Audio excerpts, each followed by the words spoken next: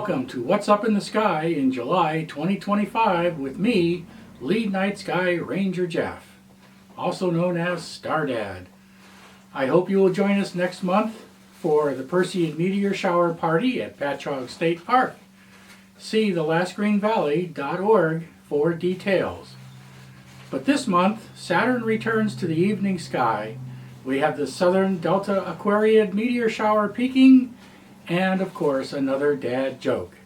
Mercury reveals itself shortly after the sun sets in the west, starting about 18 degrees elevation at sunset. You might have a good hour to observe it on the 15th, depending upon your horizon and any obstructions in the way. On the 4th, it reaches greatest elongation and is a great time to observe it. At magnitude 0.4, it is pretty bright, and on the 4th, it is 8 arcseconds in size with a 38% illumination. By the end of the month, it is an inferior conjunction and not safe to look at. Venus rises in the early morning hours on the 15th to the northeast by north at magnitude -4. It is the brightest object in the sky. Its albedo is 0.877 and is 70% lit, similar to the moon. It has phases, as do all the inner planets and objects. For the moon this month, we'll check out the straight wall, Rima Bert and Bert. Look for them about 2/3 of the way south of the equator and to the right of Mare Nubium. The straight wall, according to Wikipedia, is a fault that has a length of 110 kilometers, a typical width of 2 to 3 kilometers, and a height of 240 to 300 meters. Thus, although it appears to be a vertical cliff in the lunar surface, in actuality the grade of the slope is relatively shallow. To the west of this escarpment is the crater Bert, which is about 17 kilometers in diameter. Also to the west is the Rima Bert Rill. Mars starts the month at magnitude 1.4 and ends the month at 1.6. It is too far for most telescopes to resolve any detail, being a little less than 5 arcseconds in size. You will find it in the western sky as an orange-reddish bright object. I generally don't show Mars until we get closer to it. The next event will be around April of 2027. Vesta 4 is our asteroid of the month and is the brightest of the asteroids. It lies in a relatively vacant area of the celestial sphere in Libra near NGC 5634. To find its precise location, use the Minor Planet Center to get exact coordinates. If you haven't used the service, be sure to use at least an hourly report. It moves much too much to use a daily report. To be sure you have Vesta, check it out on the subsequent days or photograph it an hour apart. The star that moved is Vesta. Jupiter rises just before the sun, but you will need an excellent eastern sky view. On the 15th, it will be 060 or northeast by east in the sky.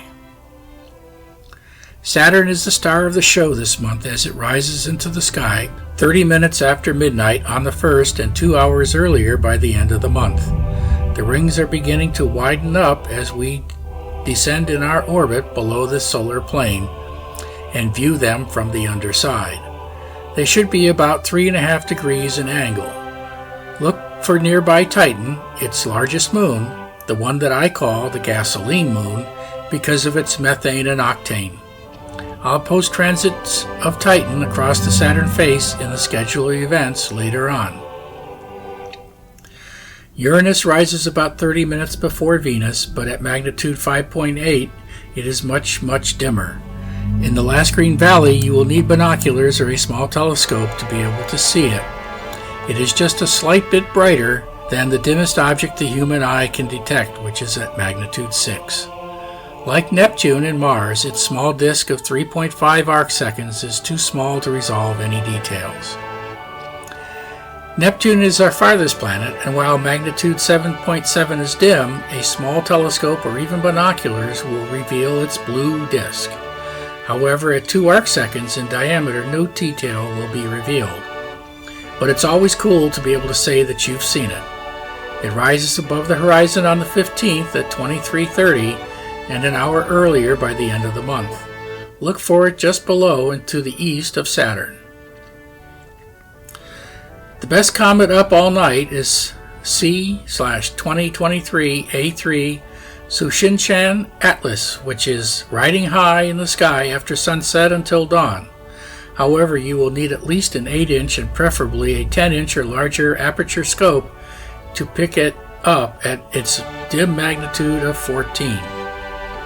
At its current distance of 3.77 AUs, or some 670 million kilometers, it will be a real challenge to see it. Perhaps a real-time stacking telescope such as a C-star might be able to capture it. The Southern Delta Aquariid meteor shower occurs this month starting on the 12th and ending by the end of August. Expect the peak on the 31st with about 12 meteors per hour. Best viewing time starts around 2 a.m. until dawn, as the Earth rotates into the dust left behind perhaps by Comet 96P Mach-Holtz, although that is not certain. Our constellation of the month is Ophiuchus, or as we call it, the House. Look for the object of the month, the Beehive Cluster, IC 4665. This open cluster of blue-white stars are young, extremely hot stars. The cluster is approximately 600 million years old and also contains numerous red giants and white dwarfs. Our question of the month is, how many stars are there in the sky? Well, that depends upon what answer you're looking for. Typically, 2,000 stars are visible in either hemisphere. But with the aid of a telescope, we can see roughly 100 to 400 billion stars in our galaxy. Perhaps as many as 100 billion stars in the universe. Of course, light pollution limits the number of stars most people can see to just a few dozen. Here is your calendar of events.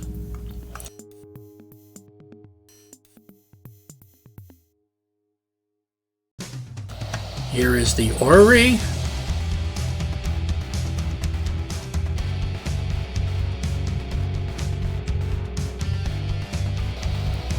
Don't forget to sign up for the Perseid Meteor Shower weekend at Patchogue State Park. Go outside and enjoy the warm summer nights under the stars. So, what is Saturn's favorite movie? Lord of the Rings, of course.